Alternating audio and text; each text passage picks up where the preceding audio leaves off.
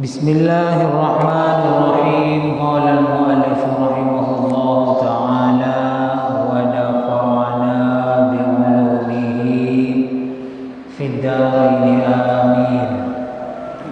Masih di bab banyak cara untuk berbuat baik atau banyak cara untuk beramal soleh. Di antaranya kemarin sudah dijelaskan oleh riwayat Muslim bahwa setiap sendi manusia yang jumlahnya itu ada sekitar 360 sendi ros-rosan pegelangan. Jumlah sebanyak itu semuanya bisa bernilai sedekah. Jika dibawa tubuh kita untuk melaksanakan ibadah, maka sendi-sendi yang ada di tubuh kita ini sebanyak 360 ini semuanya bisa menghasilkan pahala sedekah. Jadi kalau tidak punya uang, tidak usah ribut-ribut, tidak usah repot-repot, ya bergeraklah untuk kebaikan, apa ibadah, apa membantu orang lain dan lain sebagainya. Tapi kalau punya uang, ya uangnya juga disedekahkan. Jangan kemudian saya sudah cukup sedekah senyum wes. Ini namanya bakhil, itu namanya. Punya uang tapi tak mau bersedekah, alasannya sudah senyum tadi kepada orang lain. Ini namanya bakhil ini. Sekarang salis, perhatikan baik-baik ya, terutama bagi orang yang rajin. Ini warning ya, perhatian dari Rasulullah Sallallahu Alaihi Wasallam, terutama orang yang rajin ke masjid, rajin adzan, rajin jamaah, atau rajin yang lain. Anhu dari Abu Dzar qala Nabi sallallahu alaihi wasallam uridat alayya a'malu ummati hasanuha wa sayyi'atuha. Kata Nabi, saya dikasih bocoran, artinya ditampilkan atau ditampakkan kepada Nabi Muhammad tentang amal-amalnya umatku. Jadi saya diberi bocoran atau ditunjukkan amal-amal umatku, baik amalnya yang soleh atau amalnya yang jelek. Ini Rasulullah diberi tampilan atau ditunjukkan oleh Allah amal-amal umatnya yang baik dan yang jelek. Ini perhatikan baik-baik, terutama yang rajin ke masjid. Yang nggak pernah ke masjid tidak usah komentar ya. Dan saya ikut-ikut dulu ya, biar gak salah paham. Fawajadtu fi mahasini a'maliha al-adha yumatu 'anit thariq wa wajadtu fi masawi'i a'maliha an-nukha'atu yakunu fil masjidi la tudfan, rawahu Muslim. Kata Nabi, saya diberi gambaran atau bocoran berita bahwa di antara amal solehnya umatku yang tampak adalah meminggirkan gangguan yang ada di jalan. Contoh apa? Batu di tengah jalan atau duri. Nah, amal-amal seperti ini yang remeh, dianggap tidak ada manfaatnya bagi orang lain, itu kata Rasulullah sebagian di antara amalnya umatku yang baik. Jadi jangan diremehkan ya, kalau ada batu yang mengganggu di jalan atau apa saja, pohon atau duri, segera pinggirkan, jangan sampai mengganggu di jalan, apalagi mengganggu. Nah, ini apalagi mengganggu. Yang mengganggu itu disuruh minggirkan, apalagi mengganggu. Ini jangan ya. Jadi amal meminggirkan atau membuang gangguan sesuatu yang ada di jalan itu termasuk perbuatan amalnya umatnya Nabi Muhammad yang baik. ini makanya jangan diremehkan. Saya dulu setiap jalan sama paman saya itu sekaligus guru saya, mesti kalau ada sesuatu di jalan itu saya disuruh turun. Naik sepeda motor, turun. Apa? Itu buang kayu kecil tuh, buang, minggirkan. Ini pahalanya besar dan termasuk amal soleh yang ditampakkan kepada Rasulullah SAW dari umatnya Nabi Muhammad. Makanya mulai sekarang jangan mudah membuang atau mengganggu sesuatu di jalan. Kalau ada, segera minggirkan. Itu termasuk amal soleh yang luar biasa. Dulu kita tidak tahu, sekarang sudah tahu. Minggirkan. Apa saja yang mengganggu, minggirkan. Kemudian wajadtu fi masawi a'maliha an-nuqa'atu yakunu fil masjidi la tudfan. Yang jelek kata Rasulullah, ini perhatikan baik-baik. Yang rajin ke masjid ini perhatikan baik-baik. Dan saya diberitahu di antara amal-amal yang jelek adalah orang yang rajin ke masjid tapi an-nuqa'ah, riya. La tudfan, riyanya itu tidak dipendam.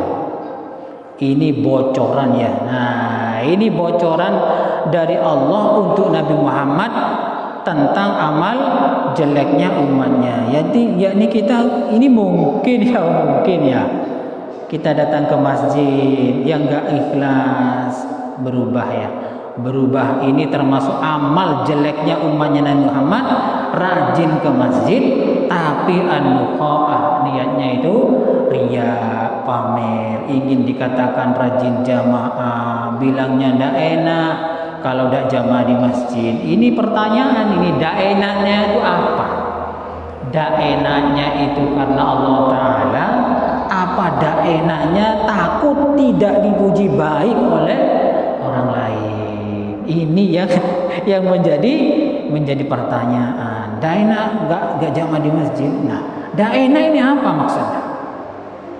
Ya, ndak enak karena Allah Ta'ala, apa ndak enak takut tidak dikatakan orang yang rajin jamaah ke masjid oleh orang lain.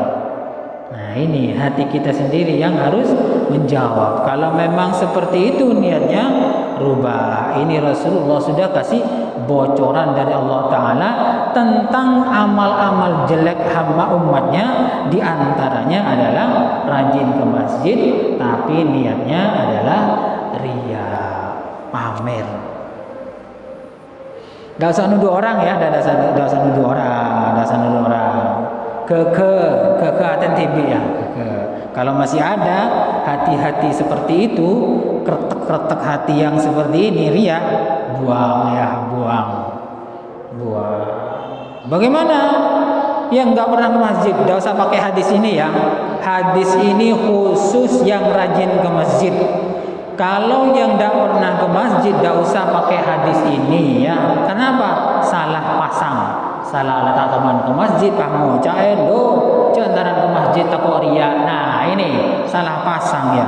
Gelas totopen kodunga morong. Ini namanya salah pasang, salah toto. Hati-hati lah ya, jangan salah paham. Nanti yang tidak pernah ke masjid ngocol pakai hadis ini, katanya pengajian kalau datang ke masjid ini riya, ini Rasulullah dikasih tahu sama Allah Ta'ala. Oh, ini namanya salah pasang. Jadi morong totopen lenggu ini namanya ya. Salah paham. Enggak usah pakai ini ya, yang jarang ke masjid. Enggak usah diam, enggak usah komentar biar dah salah paham. Ini khusus yang rajin ke masjid. Kalau semuanya nanti yang enggak pernah ke masjid pakai hadis ini, enggak ada yang ke masjid. Oh, takut riya.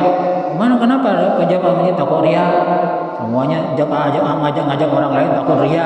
Bahkan duduk orang lain yang ke masjid dituduh riya itu, yang imami riya, yang azan riya, yang jamaah riya. Aduh, ini bahaya, ini namanya salah faham.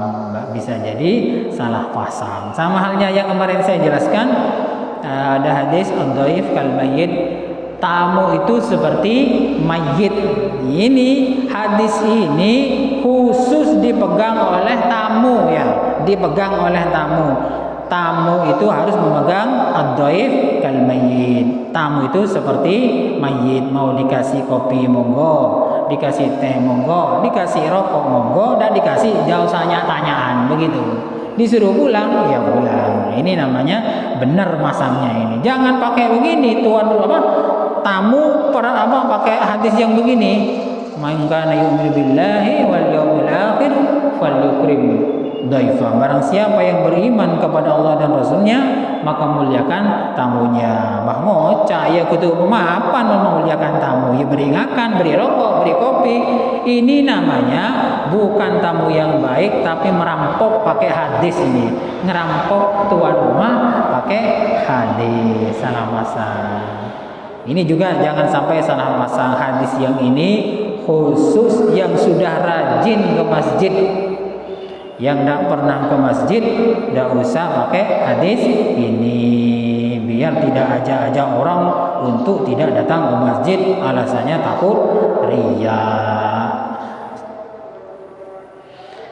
Hadis yang berikutnya, ar-rabi' anhu anna nasan qalu ya Rasulullah zahaba ahlud dusur bil ujur yusalluna kama nusalli wa yasumuna kama nasum.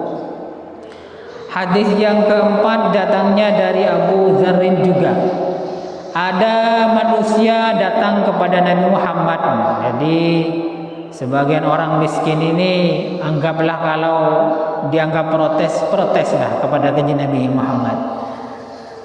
Apa protesnya? Begini, ya Rasul, orang kaya itu enak ya Rasul.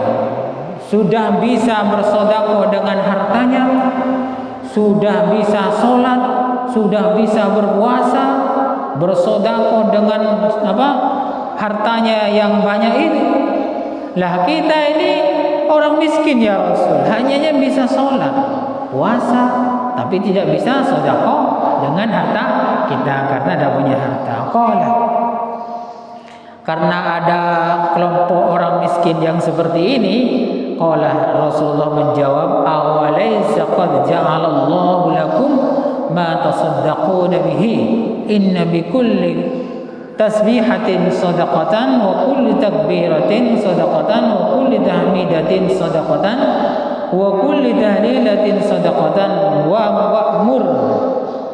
amrun bil ma'ruf sadaqatun wa kullu tahlilatin sadaqatan wa amru bil ma'rufi sadaqatun wa nahyun an munkarin sadaqatun wa fi bu'i ahadikum sadaqatun. Dengar ya, dengar kata Rasulullah. Mereka memang kaya, kadang bersedekah dengan hartanya, juga masih sholat, masih puasa.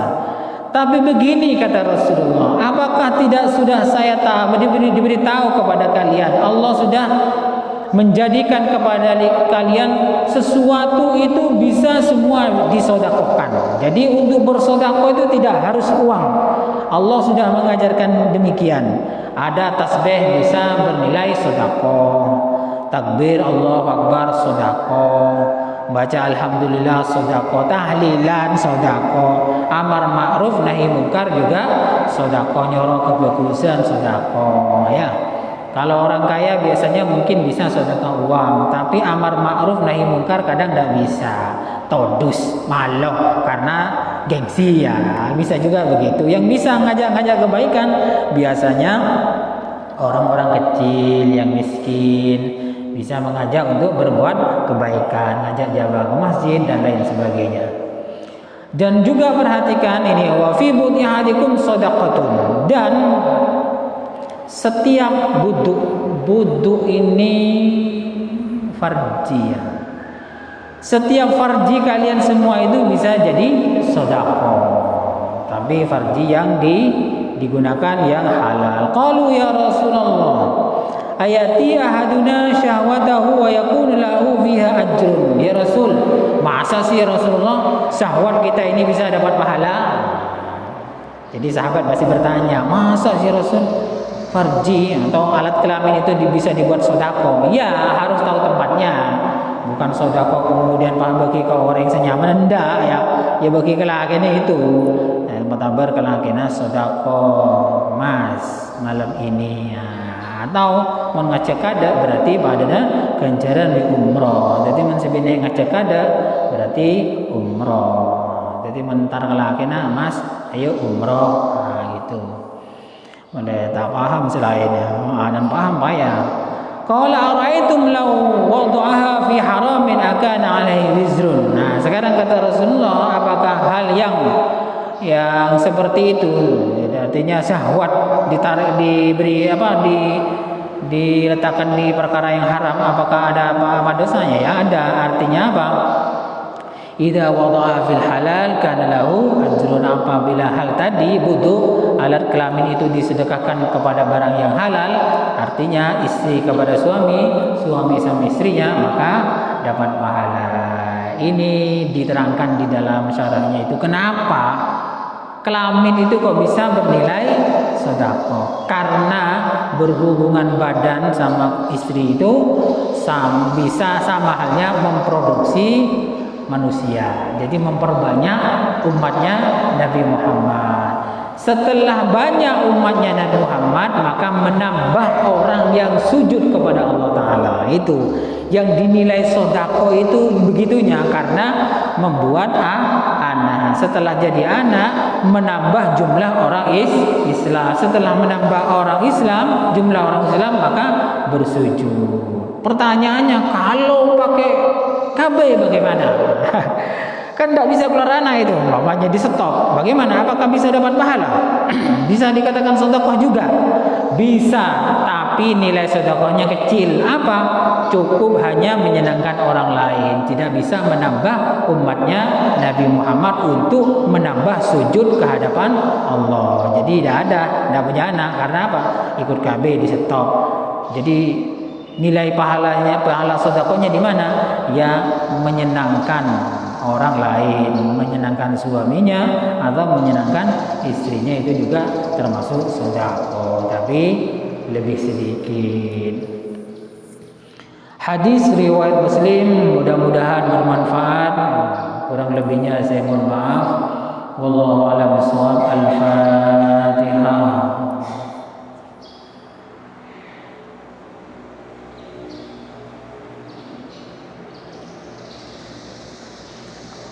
Assalamualaikum warahmatullahi wabarakatuh.